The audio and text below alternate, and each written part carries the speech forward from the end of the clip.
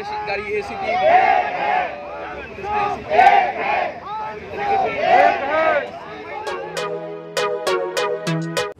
मेरा नाम कमांडर अशोक राउत है। मैं राष्ट्रीय संघर्ष समिति का राष्ट्रीय अध्यक्ष हूँ और आज यहाँ श्रम शक्ति भवन के सामने हम लोग खड़े हैं। यहाँ आंदोलन करने जा रहे हैं।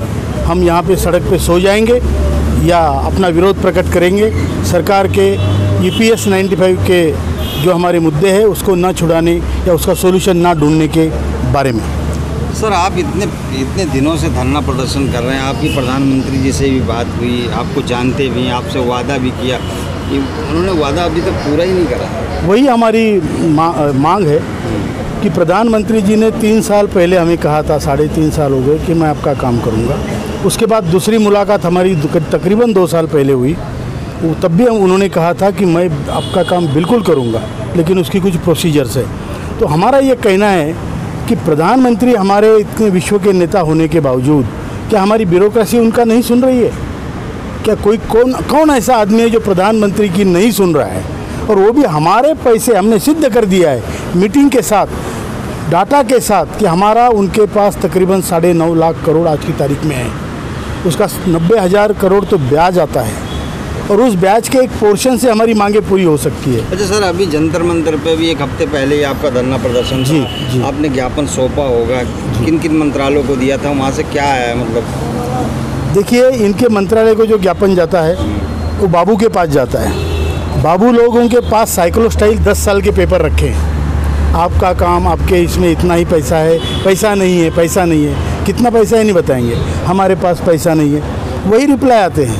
तो हमने सिद्ध किया है उन्हीं के आंकड़ों से, लोकसभा के आंकड़ों से, कि उनके पास हमारा कितना पैसा है। और इतना पैसा होने के बावजूद अगर हमारा काम नहीं हो रहा है तो हमें क्या करना चाहिए? हम तो यही करेंगे, फिर मरेंगे और क्या करेंगे। आपकी सैलरी से काटे गए पैसे ही तो आप मांग रहे हैं, उनसे एक्स्ट्रा पैसे नहीं मांग रहे। हमने जो जमा किया पैसा उसका हिसाब मांग रहे। अभी क्या ये 1170 रुपये में जिएंगे बीवी के साथ? 9 से 10 रुपये मिलते हैं मुझे। 910 रुपये मिलते हैं इनको। लो, तो आगे की लड़ाई कैसे लड़ोगे? आगे की लड़ाई देखिए, हम लोग लाचार है, गरीब है, वृद्ध है, हमारे पास आरोग्य नहीं, पैसा नहीं। हम लड़ाई लड़ेंगे, ये करुणा की लड़ाई होगी।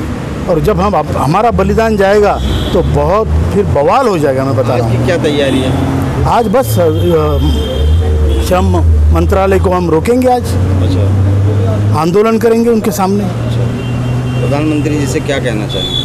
प्रधानमंत्री जी से हम हाथ जोड़ के कहना चाहेंगे कि आप पर हमारा पूरा भरोसा है, आपने दिया हुआ वचन आप निभाइए और हमारी जो समस्या है उसका हल आप निकालिए। आप विश्व के नेता है, अगर आपके देश में जनता इतनी करुणा से आपको पुकार रही है तो आपका ये फर्ज बनता है कि हमारी तरफ ध्यान दें। सर, अभी ये पार्लियामेंट का सेशन चल रहा है, अभी है क्या नाम 18-20 तारीख तक। इस बीच में आप लोगों ने कोशिश नहीं करी किसी? कल मिले, हम पार्लियामेंट में गए थे। हम आदरणीय डॉक्टर जितेंद्र सिंह जी से मिले, जो MOS PMO है। उन्होंने कहा आपके विषय पे काम चल रहा है, लेकिन कितने दिन चलेगा भाई? हम तो मर रहे हैं ना डेली। तो ये हमारा कहना है। उन्होंने ये नहीं कहा भी इसी सेशन में तुम्हारा कैबिनेट में जिक्र होगा या बहस की जाएगी? ऐसा तो कुछ कहा नहीं उन्होंने। अच्छा। ऐसा कुछ नहीं कहा। और सर, कोई संदेश देना चाहो जो रह गया हो? हम ये कहना चाहते हैं कि हमारे बुल्ढाना में जो EPS का हेडक्वार्टर्स है, वहाँ पे 5 सालों से क्रमिक अनशन चल रहा है। रात दिन औरतें, आदमी सब बैठते हैं वहाँ पे, सैकड़ों की संख्या में बैठते हैं। एक भी राजनेता, एक भी राजनीतिक पार्टी या एक भी सरकारी कर्मचारी वहाँ आके उसकी उन्होंने कॉग्निजेंस नहीं लिया, दखल नहीं ली। तो ये बड़ी शर्म की बात है। और सर, ये तो आपको पता होगा इस विसंगतियों से मतलब कितने लोग प्रभावित हैं, जो इन पीड़ित हैं ये लोग? 75 लाख लोग वो है जो रिटायर्ड है, पेंशनर है। 7.5 करोड़ लोग वो है जो आज की तारीख में अंशदान कर रहे हैं और कल के पेंशनर हैं। महिलाएं कितनी होंगी इसमें? महिला ये आप देखिए, एक तो पति के बाद तो सारी महिलाओं की भी पेंशन की हकदार होती है। जी। तो महिलाएं जितने पेंशनर उतनी महिला ये पकड़ी है। आपको क्या उम्मीद लगती है, मतलब 2024 से पहले पूरी हो जाएगी आपकी? हमने सरकार को हम अल्टीमेटम दे रहे हैं कि सितंबर तक हमारा काम होना चाहिए। नहीं हुआ तो फिर हम सड़क पे उतरेंगे पूरे देश में और फिर जो होगा देखा जाएगा। तो सहयोगी रह चुके हैं, आपको बुलाया भी गया, आपको सम्मान भी किया नहीं, गया, नहीं, आपसे वादे भी किए गए। नहीं, सहयोगी देखिए हम, अरे वो हमारे प्रधानमंत्री जी है, देश के प्रधानमंत्री है, उनके सहयोगी तो हम सब है, उसमें कोई डाउट नहीं है।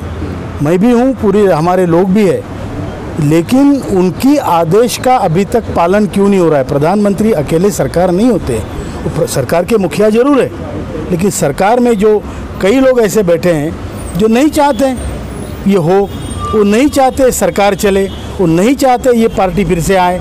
उनका भी तो ढूंढना पड़ेगा ना उनको, हमें मालूम नहीं कौन है, लेकिन ब्यूरोक्रेसी में भी बहुत गंदगी है, साफ करनी पड़ेगी इनको।